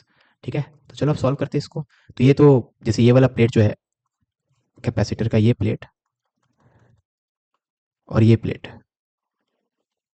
ठीक है, तो इन दोनों प्लेट्स के बीच में ये, इसको अगर मैं C1 C2 बोलूँ तो इसका कुछ, तो इसका नाम अगर मैं C1 रखूँ, इसका नाम C2 रखूँ, तो C1 C2 इन दोनों प्लेट के बीच में पैरेलल में है, है ना। तो पैरेलल में है बेसिकली, इसका मतलब क्या, इक्विवेलेंट क्या हो जाएगा, C1 प्लस C2, तो C की वैल्यू हो जाएगी C1 प्लस C2, तो कैपेसिटेंस ऑफ दिस सिस्टम हो जाएगा C, और C की वैल्यू क्या हो जाएगी C1 प्लस C2। C1 की वैल्यू निकाल लेते हैं, C1 एक पैरेलल प्लेट कैपेसिटर है, तो पैरेलल प्लेट कैपेसिटर क्या होता है, एप्सिलॉन नॉट, ये तो K हो जाएगा, K times epsilon not area. इसका एरिया कितना हो जाएगा, X इसका लेंथ है, और विथ जो यहाँ पे दिखाया नहीं जा रहा है, आपको देखना है तो देख लो, विथ वाला भाग कितना है, W। ठीक है, तो X इंटू डब्ल्यू, तो epsilon naught A by D, और प्लेट्स के बीच का सेपरेशन कितना है, सेपरेशन टू D है। तो ये हो गया C1, वैसे C2 निकाल लो, C2 के लिए फिर से epsilon naught A by D, तो वैक्यूम ही है तो K नहीं आएगा, एप्सिलॉन नॉट एरिया हो जाएगा लेंथ इंटू विथ, विथ है इतना, तो L माइनस एक्स इंटू डब्ल्यू बाय डी। ठीक है, तो इससे C मिल जाएगा। आपको d C by D x चाहिए, तो इसको डिफरेंशिएट करो विद रिस्पेक्ट टू एक्स, तो एक्स का कोफिशिएंट सब जो है उसको बाहर ले लो, बाकी तो l naught e naught L omega d तो कांस्टेंट है, एक्स का कोफिशिएंट यहाँ पे हो जाएगा e naught omega by d, तो हो जाएगा e naught omega by D into K minus one. ठीक है, तो D C by D X मिल गया। अब आपको बोला गया है force on the capacitor when it is near the edge मतलब एक्स की वैल्यू जीरो, तो नियर द एज को आपको समझना है, डिकोड करना है, तो नियर द एज मतलब एक्स की वैल्यू जीरो, नियर द एज मतलब जैसा जो फोटो दिखाया गया वैसा। ठीक है, तो जब एक्स है कितना, कैपेसिटर कितना क्या बोलते हैं डायरेक्टली अंदर आ चुका है कैपेसिटर के, तो नियर द एज मतलब X equal to zero. Okay, तो अगर आप इसमें X equal to zero put करें, तो सी की वैल्यू when X is zero near the edge, तो X equal to zero put करेंगे तो ये वाला zero, X equal to zero, तो epsilon naught L omega by D. ठीक है, तो उसके लिए आपको फोर्स पूछा गया था, तो एक्सप्रेशन में वैल्यू पुट कर लेते हैं, तो Q square by two, capacitance की वैल्यू नियर द एज है इतना, इसको पुट कर लेंगे, तो E naught L omega by D का स्क्वायर। ठीक है, into D C by D X तो एक्स पे डिपेंडेंट नहीं आया, तो इसको तो यही वैल्यू पुट करेंगे, चाहे एक्स की वैल्यू कुछ भी हो, नियर द एज हो ना हो, यही आएगा, तो ई नॉट मतलब epsilon not omega by D into K minus one. ठीक है, अब इसको सिंप्लीफाई करेंगे, तो हाँ, ऊपर एक डी आएगा और के माइनस वन क्यू स्क्वायर, ऊपर एक डी के माइनस वन, डी के माइनस वन क्यू स्क्वायर, तो सी मोस्ट वाली मैच कर रहा है यहाँ पे, है ना। आप चेक करके मुझे बता देना, मैंने आंसर लेता है, इसको बस सिंप्लीफाई कर लेना, मोस्ट वाली सी से मैच कर रहा है। ठीक है, मैं ऊपर ऊपर देख रहा हूँ, हो भी सकता है मैं गलत हूँ, कमेंट में बता देना मुझे। ठीक है, चलो आगे बढ़ते हैं, नेक्स्ट क्वेश्चन पे चलते हैं। भाई ये सेलेक्ट क्यों नहीं हो रहा है। हाँ, क्वेश्चन नंबर 16 में आपको बोला गया है कि a boat is moving due east in a region where earth magnetic field is इतना। अभी मत सोचना है कि आउट ऑफ सिलेबस क्वेश्चन है, कि अर्थ मैग्नेटिक फील्ड देख लिया है तो आउट ऑफ सिलेबस हो गया, वैसा मत सोचना। ठीक है, क्वेश्चन पूरा पढ़ो पहले ध्यान से। Is moving due north and horizontal, ठीक है, अर्थ मैग्नेटिक फील्ड इतना है, नॉर्थ की तरफ है और हॉरिजॉन्टल है। ठीक है, तो आपके पास ईस्ट, ये नॉर्थ क्योंकि हॉरिजॉन्टल है। ठीक है, तो इस डायरेक्शन मैग्नेटिक फील्ड है, और आपका जो वर्टिकल एंटीना एरियल है वो 2 मीटर लॉन्ग है, तो एंटीना आपका ऐसा है, तो मैं एंटीना को वाइट से ड्रॉ कर रहा हूँ। ठीक है, ये एंटीना है। ठीक है, तो जो एंटीना आप देख सकते हो, मैग्नेटिक फील्ड तो नॉर्थ की तरफ है, तो इस डायरेक्शन में मैग्नेटिक फील्ड है, और इस डायरेक्शन में वेलोसिटी है, और ये लेंथ हो गया, तो length of the antenna, magnetic field और वेलोसिटी दोनों, तीनों म्यूचुअली परपेंडिकुलर है। ठीक है, length of the antenna, magnetic field जिसमें मूव करो, और वेलोसिटी ऑफ द एंटीना, तीनों परपेंडिकुलर है, तो ईएमएफ इंड्यूस कितना हो जाएगा, वीएलबी। ठीक है, अगर कंडक्टर मूव करता है सच दैट उसका वेलोसिटी लेंथ के परपेंडिकुलर और लेंथ मैग्नेटिक फील्ड के परपेंडिकुलर, वेलोसिटी मैग्नेटिक फील्ड के परपेंडिकुलर, तो ईएमएफ इंड्यूस अक्रॉस डिस्टेंस होता है वीएलबी। ठीक है, अब वी की वैल्यू है 1.5 ऐसा यूनिट्स में, लेंथ है 2, और मैग्नेटिक फील्ड है ऐसा यूनिट्स में इतना। ठीक है, ये तो कोई न्यूटन पर एम्पियर पर मीटर सब ऐसा यूनिट ही ये तो है, तो 15 इंटू 10⁻⁵ ठीक है, जो कि हो जाएगा 0.15 इंटू 10⁻³ वोल्ट, यानी मिली वोल्ट में 0.15 मिली वोल्ट, तो यहाँ पे ऑप्शन सी हो जाएगा। ठीक है, ओके, अब नेक्स्ट क्वेश्चन में चलते हैं। Combination of two identical capacitors, a resistor R and a DC voltage source of voltage 6 volt is used in an experiment on CR circuit. It is found that for a parallel combination of the capacitor, the time in which the voltage of the fully charged combination reduces to half. ठीक है, तो basically एक fully charge capacitor को discharge किया जा रहा है। ठीक है, तो वोल्टेज को डिक्रीज होने में टाइम लगा है हाफ। ठीक है, ओके, वोल्टेज को हाफ होने में टाइम लगा 10 सेकंड फर्स्ट केस में, जब सीरीज में थे, जब पैरेलल में थे, और जब सीरीज में उन दोनों कैपेसिटर को जोड़ा गया था तब सेम चीज को बस जब सीरीज में जोड़ा गया तब वोल्टेज को हाफ होने में कितना टाइम लगेगा। ठीक है, तो मैं ड्रॉ करता हूँ, आपको लग रहा होगा बहुत डिफिकल्ट क्वेश्चन है क्योंकि लंबा है पढ़ने में, डिफिकल्ट तो नहीं होगा। ठीक है, तो दो आइडेंटिकल कैपेसिटर है, तो ठीक है, तो जो भी कैपेसिटर है, एक डीसी वोल्टेज सोर्स है, रजिस्टर है। ठीक है, it is found that voltage of the fully charge combination reduces to half its. ठीक है, तो वोल्टेज फुल्ली चार्ज का, तो जो डिस्चार्जिंग ऑफ ए कैपेसिटर होता है उसका वोल्टेज जो होता है वो इस फॉर्म से गिरता है ना, पीक वोल्टेज 1 माइनस ई की पावर, या चलो ये तो सॉरी उल्टा लिख दिया मैं, पीक वोल्टेज ई की power minus T by tau, ये होता है। ठीक है, तो वोल्टेज ऐसा गिरेगा, है ना। ओके, अब जो टाउ होता है वो होता है आर इंटू सी। अब जो सी की वैल्यू है फर्स्ट केस में, सी जो है आपके पास बोला गया है पैरेलल कॉम्बिनेशन है दो आइडेंटिकल कैपेसिटर्स का, तो दो आइडेंटिकल कैपेसिटर अगर सी सी है तो उनका पैरेलल में हो जाएगा सी वन प्लस सी टू यानी टू सी, और सेकंड केस में उन्हीं का सीरीज कॉम्बिनेशन में हो जाएगा सी बाय टू। ठीक है, तो वोल्टेज को आधा होने में कितना टाइम लगेगा, तो यानी इस चीज को आधा होना है ना। तो ये दोनों केस में तो एक्सप्रेशन सेम ही आएगा, ई की power minus T by are c, तो बस सी की वैल्यू अलग अलग है। ठीक है, आप सिंपली सोचो ना, जिस केस में सी की वैल्यू ज्यादा रहेगी उसको ज्यादा टाइम लगेगा आधा होने में, है ना, क्योंकि सी तो डिनोमिनेटर में माइनस साइन है ना। ठीक है, आप वैसे नहीं सोच सकते, तो फिर ऐसे सोचो आप कि v को आपको v नॉट बाय टू करना है, तो v को v नॉट बाय टू करना है, तो ये हाफ चाहिए हमें, यानी t की पावर इतना हमें टू चाहिए। ठीक है, तो ln ln ले लो, तो t हो जाएगा आपका r c l n two. तो आप देख सकते हो time taken l n two तो दोनों केस में सेम रहेगा, आर सेम रहेगा, तो time taken proportional to capacitance. ठीक है, तो फर्स्ट केस का time taken divide by second case का time taken will equal to first case का capacitance divide by second, first case का कैपेसिटेंस इतना, सेकंड केस कितना, दोनों का रेशियो लेंगे तो 4, यानी T2 जो हो जाएगा T1 बाय 4 हो जाएगा। ठीक है, तो T1 बाय 4 मतलब 10 बाय 4 यानी 2.5 सेकंड, यानी 2.5 सेकंड मतलब ऑप्शन सी। ठीक है, ओके, क्वेश्चन नंबर 18 में a uniformly charged ring of radius 10 centimeter rotates at a frequency of itna about its axis. The ratio of energy density of electric field to the energy density of the magnetic field at a point on the axis at a distance इतना from the center is इतना। Okay, ये तो बस calculation है। तो आपके एक ring दे दिया है, तो एक रिंग ड्रॉ करते हैं। वाओ, तो ये रिंग है, रिंग का एक्सिस ड्रॉ करते हैं, स्ट्रेट लाइन। ठीक है, आपको पता है रिंग के एक्सिस में जो फील्ड होता है, रिंग के एक्सिस में जो, अरे ड्राइंग वाला पेन मोड में हो ना, हाँ, रिंग के एक्सिस में जो फील्ड होता है, अगर इस डिस्टेंस को एक्स बोले और रिंग का रेडियस को आर बोले, ठीक है, और ये टोटल डिस्टेंस को कैपिटल डी बोले, तो रिंग के एक्सिस में जो फील्ड होता है, अगर इलेक्ट्रिक फील्ड की बात करें तो के Q x by are square plus x, basically d के टर्म्स में लिख देते हैं ना अभी, डी की पावर थ्री, डी की पावर थ्री ना, कि हाँ के क्यू बार, हाँ ये डायमेंशनली मैच करें। ठीक है, और जो मैग्नेटिक फील्ड होता है, अगर ये करंट कैरिंग रिंग होता या करंट कैरिंग वायर होता, तो मैग्नेटिक फील्ड होता है mu naught i r square by two into d cube. ठीक है, r square plus x square की पावर थ्री बाय तो टू इंटू डी क्यूब। ठीक है, अब आपसे बोला गया है ratio of energy density of electric field होता है इतना, और energy density of magnetic field होता है इतना, इनका रेशियो पूछा है। ठीक है, अब यहाँ से हाफ हाफ वाला फैक्टर चल गया, अब ये म्यू नॉट ई नॉट आया, कोई बात नहीं, इंटू ई बाय बी का स्क्वायर। आपको ई और बी पता है, दोनों का रेशियो ले लो, ई बाय बी मिल जाएगा। ठीक है, अब इसको मैं थोड़ा सिंप्लीफाई कर देता हूँ, पूरा तो शायद नहीं कर पाऊंगा, बहुत बड़ा कैलकुलेशन दिख रहा है मुझे। अब ये म्यू नॉट ई नॉट को आप वन बाय सी स्क्वायर लिख सकते हो, तो हो जाएगा ई बाय सी बी का स्क्वायर। ठीक है, तो ई बाय बी यहाँ से पता है, अब डी डी को कैंसिल वैंसिल कर लो। ठीक है, अब बस करंट और चार्ज का रिलेशन लिख देते हैं।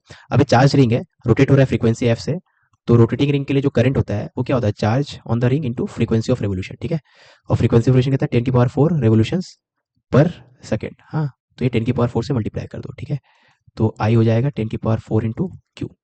ठीक है, तो यहाँ से आपको ये चीज़ क्यू का फैक्टर भी कैंसिल हो जाएगा। ठीक है, ओके, और एक्स की वैल्यू को क्वेश्चन में दे दिया 20 सेंटीमीटर फ्रॉम सेंटर, तो ये इतना है। ठीक है, 0.2 है ना।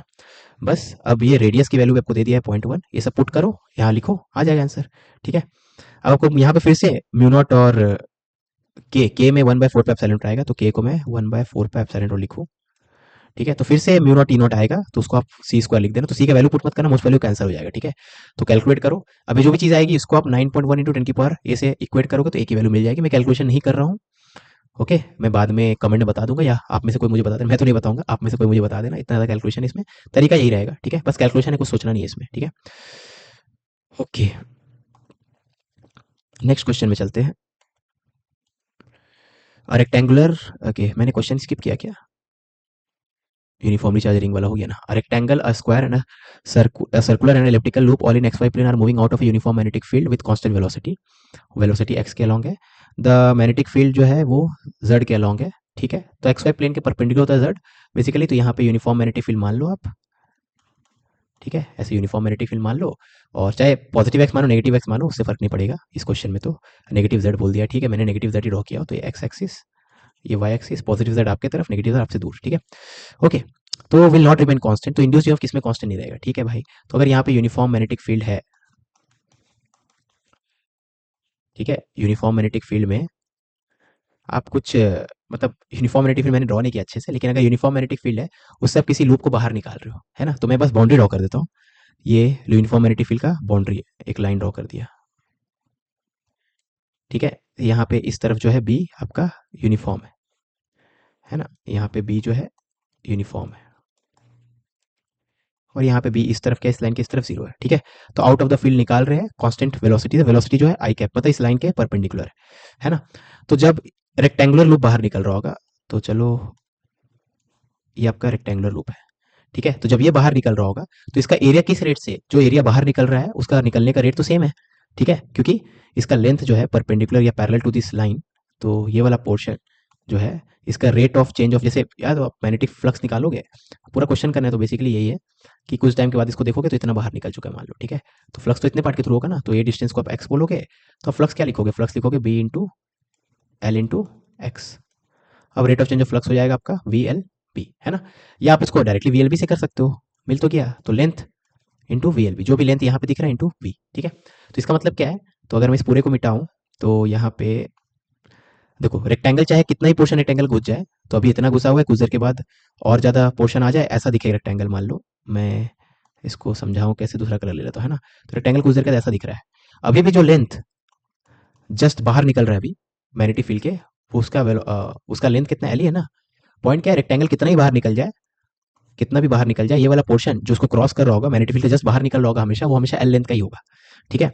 अब सर्कल के केस में ऐसा नहीं रहेगा, अब जैसे सर्कल है, तो अब सर्कल का जो लेंथ पोर्शन बाहर निकल रहा है उसका लेंथ इतना है, ये वाला पोर्शन है ना, ठीक है, ये ऑलरेडी बाहर है, इसके इस तरफ वाला अंदर है, तो ये वाला लेंथ हो गया। तो इसके लिए तुम निकालोगे तो वी एल बी यूज करोगे, तो वी एल बी में एल ये वाला एल होगा, और वी तो सबका सेम है, ठीक है। अब बी कांस्टेंट रहना है, वी भी कांस्टेंट रहने वाला है, लेकिन एल चेंज हो रहेगा सर्कल के लिए, क्योंकि सर्कल में आप देखो तो कुछ देर से सर्कल ऐसा होगा तो एल चेंज हो गया, है ना। तो जिसका इसका बेसिकली एरिया चेंज हो रहा होगा, लेंथ में ये वाला लेंथ चेंज हो रहा होगा, उसके लिए आपका अलग आएगा flux as a function of time, मतलब चेंज हो रहा होगा। जैसे एलिप्स के लिए भी अलग अलग टाइम पे अलग अलग लेंथ जो है बाहर निकल रहा होगा, ठीक है। स्क्वायर के लिए हर टाइम पे सेम आएगा, रेक्टेंगल के लिए भी हर टाइम पे सेम आएगा, ठीक है। ऐसा क्यों हो रहा है, क्योंकि एक्चुअली फ्लक्स होता है बी इंटू यूनिफॉर्म फील्ड में b into d a by d t. तो किस रेट से area inside the magnetic field change हो रहा है वो देखना है, ठीक है। अब सर्कल के लिए और सॉरी रेक्टेंगल के लिए और स्क्वायर के लिए जो है D a by d T uniform rate से घट रहा होगा, लेकिन इसके लिए पहले यूनिफॉर्म रेट से नहीं घट रहा होगा, और एलिप्स के लिए भी यूनिफॉर्म रेट से नहीं घट रहा होगा, क्योंकि इसका बेसिकली क्रॉस सेक्शन जो है ना, ये लेंथ वाला पोर्शन ये चेंज हो रहा है, ठीक है। तो will not remain constant for the circular portion and the elliptical loop, option A. Okay, next question यहाँ पे, two spherical conductors A and B of radii A and B, small a small b, where B is greater than placed concentrically in air, the two are connected by copper wire. copper याद रखना conductor होता है। then the equivalent capacitance of the system is, ठीक है। तो equivalent capacitance कैसे निकालते हो आप, किसी भी क्वेश्चन में equivalent capacitance कैसे निकालते हो, तो देखो जैसे आपके पास एक आइसोलेटेड स्फीयर है, आप कैसे निकालते हो इसका इक्विवेलेंट कैपेसिटेंस, आप क्या करोगे, इसको चार्ज दे दोगे कुछ, ठीक है, इसको चार्ज दे दोगे, और फिर क्योंकि एक कंडक्टर नहीं चाहिए आपको, दो कंडक्टर चाहिए ना, तो दूसरा कंडक्टर आप इन्फिनिटी मान लेते हो, है ना, आइसोलेटेड के लिए दूसरा कंडक्टर आप कहाँ पे मान लेते हो, इन्फिनिटी पे, ठीक है। तो इसमें चार्ज क्यू यूनिफॉर्मली डिस्ट्रीब्यूट हो जाएगा, और दूसरा कंडक्टर जो कि इन्फिनिटी पे है उस पर भी चार्ज क्यू, ये दूसरा कंडक्टर जो है कंसेंट्रिक जो है, इसमें चार्ज आप माइनस क्यू मान लोगे, क्योंकि है तो इन्फिनिटी पे, ठीक है। फिर आप इस सिस्टम का कैपेसिटी निकालते हो, तो कैपेसिटी कितना आता है, 4 पाई एप्सिलॉन नॉट आर, है ना, आप आराम से q equal to c v से प्रूव कर सकते हो, ठीक है। जहाँ पे आर है इस आइसोलेटेड, ठीक है। अब बोलोगे सर यहाँ तो आइसोलेटेड नहीं, पहले से ही दो स्फीयर दिया हुआ है, लेकिन आप अगर इस सिस्टम को, इस सेट ऑफ कंडक्टर को चार्ज क्यू दोगे, लेकिन वो पूरा चार्ज इक्विलिब्रियम में कहाँ पे आ जाएगा, सरफेस पे आ जाएगा ना। तो ऑल्दो यहाँ पे दो है, लेकिन काम बस इसी का आने वाला है, तो ये जो बाहर वाला स्फीयर है ना, उसी में चार्ज रहने वाला है, अंदर वाले में नहीं रहने वाला है, तो ये बाहर वाला स्फीयर में ही चार्ज रहने वाला है। तो रेडियस की वैल्यू हम लोग क्या लेंगे, बी, तो आंसर हो जाएगा 4 पाई एप्सिलॉन नॉट बी, ठीक है, ऑप्शन सी, है ना। यहाँ पे आप अंदर वाले स्फीयर को ही चार्ज दे दो क्यू, वो पूरा का पूरा चार्ज बाहर ही चल जाएगा, क्योंकि पोटेंशियल मिनिमाइज करना है, चार्ज अपना मैक्सिमम सेपरेशन क्रिएट करने के लिए। यहाँ आप इसको प्रूव भी कर सकते हो, मान लो आप इसको क्यू चार्ज दियो, क्यू का स्मॉल क्यू पार्ट इसमें है, कैपिटल क्यू पार्ट इसमें, capital Q minus small Q इसमें है, पोटेंशियल लिखो, तो पोटेंशियल फंक्शन ऑफ क्यू आएगा, जहाँ पे क्यू अंदर वाले पे चार्ज है, बाहर वाले में क्यू माइनस क्यू, ठीक है। लेकिन पोटेंशियल को मिनिमम करने के लिए आपको देखना क्यू को जीरो करना पड़ेगा, तो अंदर वाले में कोई चार्ज रह ही नहीं सकता, जो भी चार्ज होगा बाहर वाले में होगा, क्योंकि कनेक्टेड है, वाया कंडक्टर। ठीक है। तो क्वेश्चन नंबर 20 हो गया। अब न्यूमेरिकल में आते हैं। आपको पहला क्वेश्चन यहाँ पे दिया गया है, एक insulating rod of length l carry the charge q uniform distributed, the rod is pivoted at its mid point and is rotated at frequency f. ठीक है, fixed perpendicular to the, okay, axis जो है perpendicular to the rod and passing through the pivot है, यानी and magnetic moment of the rod. ठीक है, तब magnetic moment ऐसे क्वेश्चन में रिजिड बॉडी के लिए आप याद कर लो कि charge charge by twice of mass is equal to magnetic moment divided by angular momentum. Angular momentum क्या होता है? एंगुलर मोमेंटम होता है आई इंटू ओमेगा। ओमेगा क्या होता है? 2 पाई एफ। ठीक है, तो म्यू की वैल्यू टू टू कैंसल, तो म्यू की वैल्यू होगी q by m into pi i f. I moment of inertia 1/12 ml² into frequency, तो ये हो जाएगा m से m कट गया, तो q पाई L² F/12। और आंसर में दिया हुआ है ये चीज़ 2a के बराबर है, मतलब क्वेश्चन में 2a के बराबर है, तो a की वैल्यू हो जाएगी 6। ठीक है। क्वेश्चन नंबर 22 में, a solid non conducting sphere of radius r having variable volume charge density. Okay, ठीक है, दे दिया है r distance from centre, electric field at distance r/2 from the centre of the sphere is this. तो ठीक है, तो basically non uniform distribution के लिए आपको इलेक्ट्रिक फील्ड का एक्सप्रेशन पता होना चाहिए। अब ये जो है फिर से जो डेंसिटी है वो बस आर पे डिपेंड कर रहा है, डिस्टेंस फ्रॉम सेंटर पे, क्योंकि कैपिटल ए और कैपिटल आर तो कांस्टेंट है। तो फिर से स्फेरिकली सिमेट्रिक चार्ज डिस्ट्रीब्यूशन है, तो स्फेरिकली सिमेट्रिक चार्ज डिस्ट्रीब्यूशन के लिए फील्ड होता है के रो 4 पाई r² dr, 0 से r डिवाइडेड बाय r²। ठीक है, तो इलेक्ट्रिक फील्ड का एक्सप्रेशन यही होता है। ठीक है, तो बस वैल्यू पुट करो, तो 4 पाई, ये सब तो बाहर हो गया, अंदर में है रो इंटू r²dr। अब रो है ऐसा, तो a बाय आर बाहर into r a, okay, rho rho तो a r r r cube हो जाएगा ये।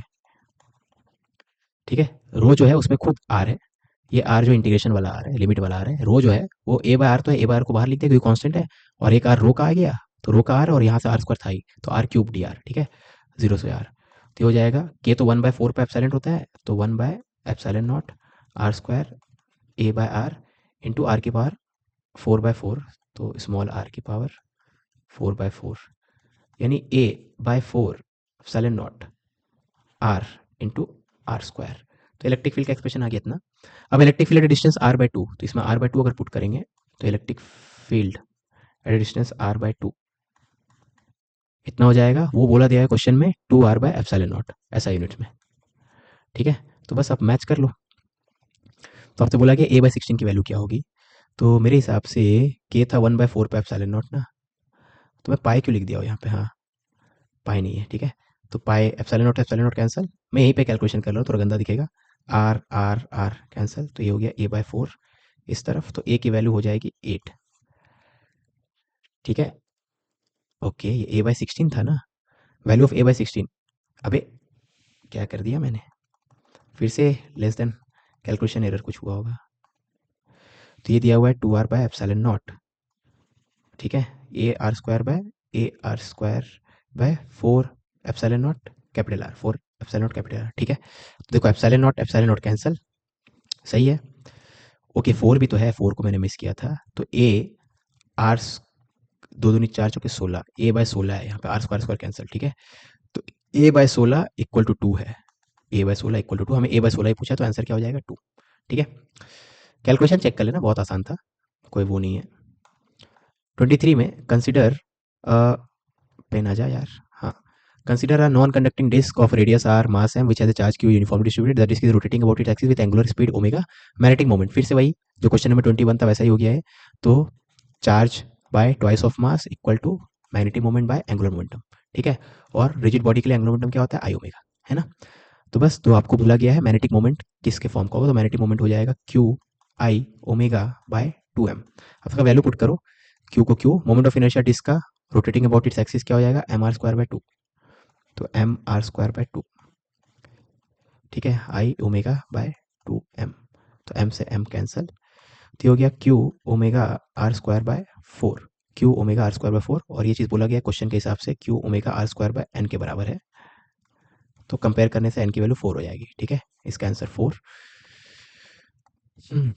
ओके, मूविंग ऑन, 24 में आपको बोला गया है, in the circuit diagram shown in the figure switches S1 and S2 are closed at time t equal to 0, after time this much switch S2 is open। ठीक है, तो शुरू में दोनों को क्लोज कर दिया गया, है ना। तो जब देखो दोनों क्लोज है तो मैं यहाँ दिखा देता हूँ, यहाँ पे ये भी ऑन है, ये भी ऑन है।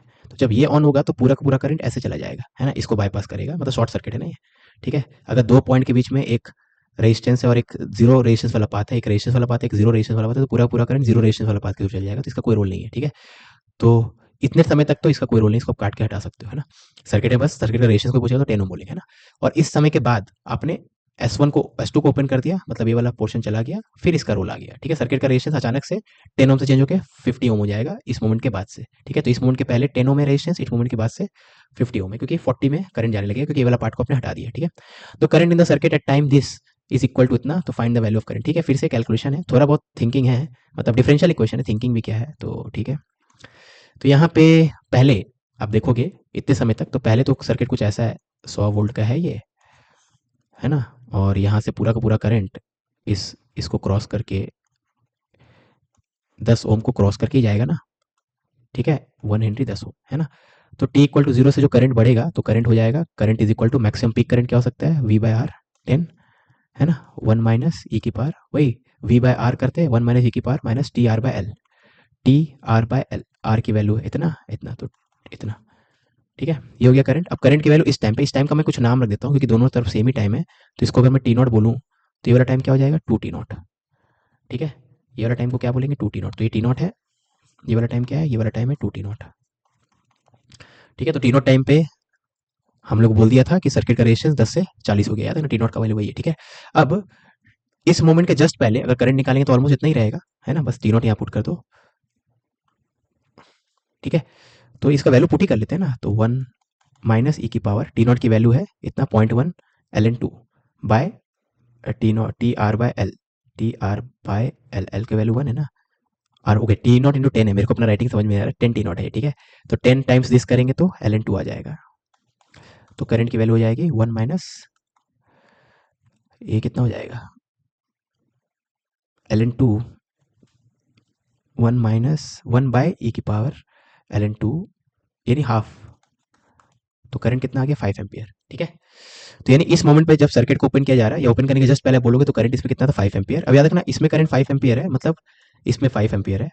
अब इंडक्टर में करंट जो है उसकी वैल्यू इंस्टेंटेनियसली चेंज नहीं हो सकती, तो ये जो चेंजेस किए गए थे इस समय, इसके जस्ट पहले, चेंजेस करने के जस्ट पहले अगर इंडक्टर में 5 एम्पियर करंट था, तो चेंजेस करने के जस्ट बाद भी 5 एम्पियर होगा। ठीक है, बेसिकली बोलना चाहता हूँ T tending to T0 minus पे current flowing through inductor 5 ampere है, तो T tending to T0 plus, T0 पे ही ये सब जो भी चेंजेस किए गए ना, तो करंट फिर से 5 एम्पियर ही होगा। ठीक है, क्योंकि इंडक्टर में करंट को आप इंस्टेंटेनियसली चेंज नहीं कर सकते। ठीक है, कर सकते हो अगर एल की वैल्यू जीरो, एल की वैल्यू जीरो नहीं है ना। ओके, तो अब याद रखना इस समय के बाद से रेजिस्टेंस कितना हो जाएगा, 50 हो जाएगा, है ना। तो अब आप क्या करोगे, 50 के लिए ड्रॉ करोगे सेम चीज, तो 100 वी, ये 50 ओम। ठीक है, अब मैं इसको चूज कर रहा हूँ टी इक्वल टू जीरो, और टी इक्वल टू जीरो पे कितना करंट फ्लो हो रहा है, वही 5 एम्पियर, है ना। अब टी इक्वल टू जीरो पे अगर मैं इसको बोल रहा हूँ, तो जिस टाइम पे मुझे करंट चाहिए वो टाइम की वैल्यू क्या हो जाएगी, अगर इसको मैं t equal to zero choose करूँ, मतलब t equal to t naught को अगर मैं टी इक्वल टू जीरो बोलने लगूँ, तो ये वाला टाइम हो जाएगा t equal to t naught. ठीक है, समझ में आ रही बात, जैसे टी इक्वल टू जीरो से लेके टी इक्वल टू सेकंड के बीच में बता रहे हैं, टी इक्वल टू जीरो से स्टार्ट हुआ टाइम, तो टी इक्वल टू पे बताना है। अगर आप टी इक्वल टू 1 सेकंड का नाम उसको रिकैलिब्रेट करके टी इक्वल टू जीरो बोलोगे, तो टी इक्वल टू को क्या बोलना पड़ेगा, टी इक्वल टू 1। ठीक है, तो मैं वही कर रहा हूँ ताकि बस इक्वेशन सिंपल हो लिखना, और कुछ नहीं, ये नहीं कि उसमें कुछ चीटिंग कर रहा हूँ। ठीक है, तो टी इक्वल टू जीरो पे ये सिचुएशन है, या तो मैं किसी भी सिचुएशन को आप चूज कर सकता हूँ, मैं इसको चूज कर रहा हूँ, और इससे टी नॉट के बाद, क्योंकि इसको अगर t equal to zero choose करेंगे तो इससे 2 T0 टाइम के बाद हमें करंट बताना है बेसिकली। ठीक है, अब t equal to t naught वाला जो टाइम था उसी को मैं t equal to zero choose कर रहा हूँ, तो यहाँ से अब जीरो से लेकर टी नॉट के बीच में गैप टू टी नॉट का है, लेकिन टी नॉट से लेकर टू टी नॉट के बीच में टी नॉट का है ना, तो मैं टी इक्वल टू जीरो जो एक्चुअली में t equal to t naught है उसी को मैं टी इक्वल टू जीरो मान रहा हूँ। ठीक है, अब ये हो गया, टी इक्वल टू जीरो पे इतना करंट फ्लो, याद रखना जो करंट पहले फ्लो हो रहा था just before t equal to, इसको मैं टी नॉट था एक्चुअली में, उसी को मैं अब जीरो बोल रहा हूँ। ठीक है, ओके।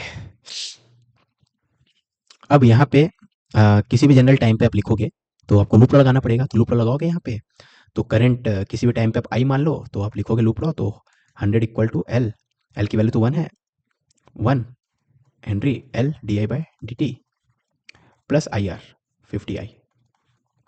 ठीक है, आपको टी नॉट मानना है तो मान लो, कोई टेंशन नहीं है। ठीक है, ओके, क्योंकि मैं जो उसको सिंप्लीफाई करना चाह रहा था, यहाँ पे टी दिख ही नहीं रहा तो कोई फर्क नहीं पड़ेगा, बस लिमिट पुट करने में थोड़ा ध्यान रखना होगा आपको। ठीक है, ये हो गया। अब इसको सिंप्लीफाई करते हैं ना, तो ये हो जाएगा 100 माइनस 50i, तो d i by this 100 minus 50i d i by this equal to d t. Integrate करो, ठीक है। अब t equal to t naught पे करंट कितना है 5 है, और t equal to 2 t naught पे करंट आपको पता करना है। तो बस आप इसको जीरो लेते तो भी 5 लेते, यहाँ पे टी नॉट लेते तभी करंट आता, सेम ही आता, ठीक है।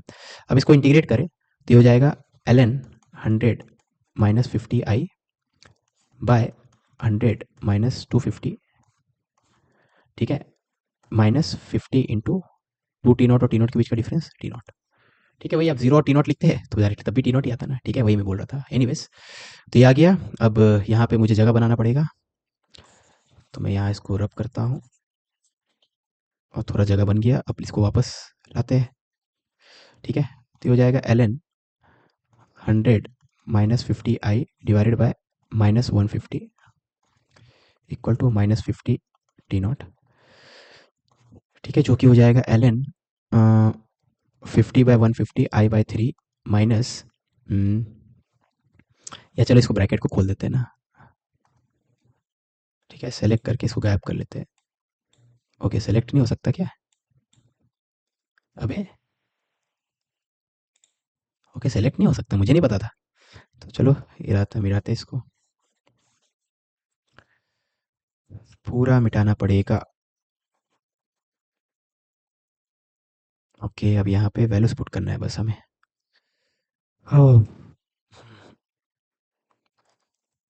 ठीक है, तो ln का उल्टा कर देते हैं यहाँ पे, तो माइनस 150, तो ln को उल्टा करेंगे तो वहाँ प्लस हो जाएगा, है ना, ठीक है। बेसिकली माइनस बोरो करके इसका रेसिप्रोकल ले लिए, ठीक है। हमें तो आई चाहिए, तो ई की पावर चला जाएगा यहाँ पे, ई की पावर बन जाएगा ये, है ना। ओके, अब टी नॉट की वैल्यू को पता है, तो ई की पावर 50 टी नॉट, तो ई की पावर 50 टाइम्स दिस हो जाएगा 5 ln 2, ठीक है। तो ई की पावर ln 2 हो जाएगा 2 की पावर 5 यानी 32, है ना। ये चीज़ क्या हो जाएगा, ई की पावर ln 2 हो जाएगा 2 और 2 की पावर 5 32, तो दिस इज इक्वल टू 32। तो ये थोड़ा वैसा है, 50 दिया, 50 दूनी 50 एक का, है ना, माइनस साइन में मिस किया, ठीक है। तो दिस इक्वल टू दिस है, तो 2 माइनस आई माइनस 3 बाय 32, तो आई की वैल्यू 2 प्लस 3 बाय 32, तो 32 टू जा 64, 67 बाय 32। तो ये आपको बोला गया x बाय 32 के बराबर है, तो अगर मेरे कैलकुलेशन सही है तो x की वैल्यू 67 मोस्ट वाली सही होगा क्योंकि इंटीजर आया, ठीक है। तो इसलिए वैसे डेटा वैसा दिया ही गया था लेकिन तब भी। तो चलो इसको बंद करते हैं और लास्ट क्वेश्चन पे चलते हैं। ओके, तो लास्ट क्वेश्चन ये है आज का। Figure shows an arrangement to measure the EMF and internal resistance of a battery. The voltmeter has a very high resistance, ठीक है, तो ये याद रखना है, वोल्टमीटर का रेजिस्टेंस बहुत हाई है। ओके, तो voltmeter has a very high resistance, ये काम आएगा। And the ammeter has very low resistance, ठीक है। तो इसको आइडियल मान लो, इसका रेजिस्टेंस इन्फिनिटी है और इसका रेजिस्टेंस 0 है, ठीक है। Voltmeter reads 1.52 when the switch S is open, तो स्विच एस ओपन है मतलब इस सर्किट का कोई काम नहीं है, तो वोल्टमीटर का रीडिंग, तो अब क्योंकि आइडियल वोल्टमीटर है यानी इन दोनों पॉइंट के बीच का पोटेंशियल हमें बता रहा है एग्जैक्टली, ठीक है, 1.52। अब इन दोनों पॉइंट के बीच में 1.52 है, याद रखना करंट इस सर्किट में कितना फ्लो रहा होगा, अगर फ्लो भी हो रहा होगा तो जीरो, क्योंकि इसका रेजिस्टेंस क्या है, जीरो, ठीक है। तो बेसिकली इन दोनों पॉइंट के बीच में यहाँ से यहाँ में कोई आपका मतलब क्या बोलेंगे, यहाँ पे इस सर्किट में करंट कितना होगा, आर के क्रॉस, इसके थ्रू भी करंट क्या होगा, जीरो, क्योंकि इस सर्किट में करंट जीरो है।